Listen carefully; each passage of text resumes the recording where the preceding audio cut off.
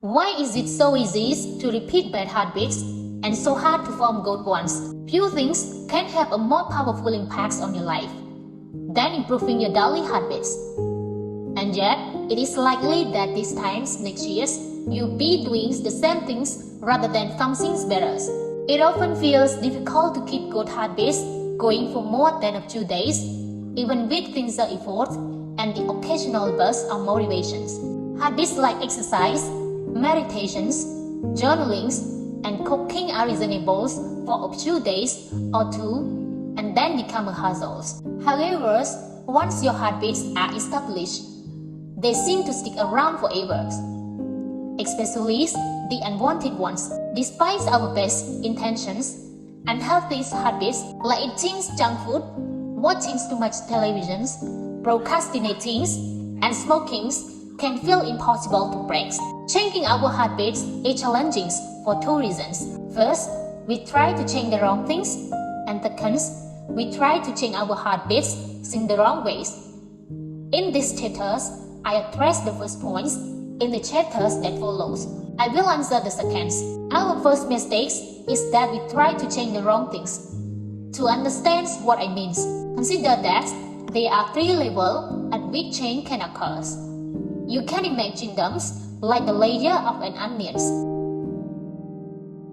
There are three layers of behavior change: a change in your outcomes, a change in your processes, or a change in your identity. The first layer is changing your outcomes. This level is concerned with changing your results, losing weight, publishing books, winning a championship.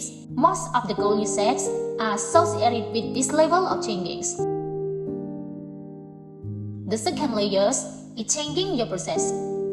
This level is concerned with changing your habits and systems, implementing a new routine at the gym, decluttering your desk for better workflows, developing a meditation practice. Most of the habits you build are associated with these levels. The third and deepest layer is changing your identities. This layer is concerned with changing your belief, your worldviews, your self-image, your judgment about yourself and others. Most of beliefs, assumptions, and biases you hold are associated with these levels. Outcomes are about what you get.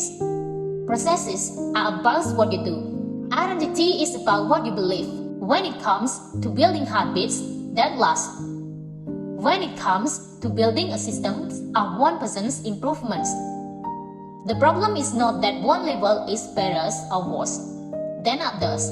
All levels of change are useful in their own ways. The problem is the direction of change. Many people begin the process of changing their habits by focusing on what they want to achieve.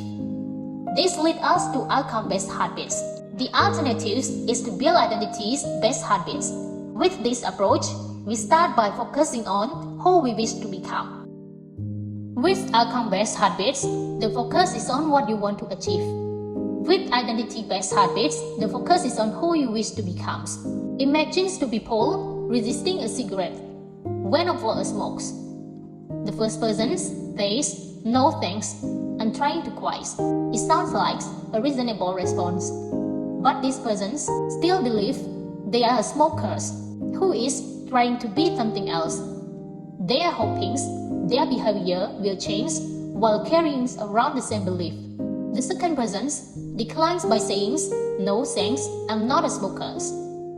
A small difference, but these statements signal a shift in identity. Smoking was part of their former life, not their current one. They no longer identify as someone who smokes. Most people don't even consider identity change when they set out to improve.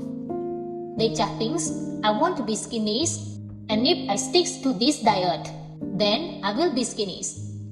They set goals and determine the actions they should take to achieve those goals without considering the belief that drive their actions. They never shift the way they look at themselves, and they don't realize that their old identities can sabotage their new plans for change. Behind every system of actions are a system of belief.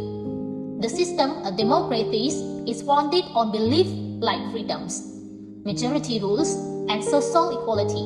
The systems of dictatorships has very different set of beliefs, like absolute authorities and strict obedience. You can imagine many ways to try to get more people to vote in the democracies. But such behavior change would never get off the grounds and the dictatorships. That's not the identities of the systems. Voting is a behavior that is impossible under a certain set of belief. A similar pattern exists whether we are discussing individuals, organizations, or societies. They are a set of beliefs and assumptions that shape the systems and identities behind their habits. Behaviors that is in congruence with the self will not last. You may want more money, but if your identity is someone who consumes rather than create, then you continue to be pulled towards spending rather than earnings. You may want better health, but if you continue to prioritize comfort over accomplishments, you be drawn to relaxing rather than trainings. It's hard to change your habits if you never change the underlying belief that led to your past behaviors. You have a new goals and a new plans, but you haven't changed who you are.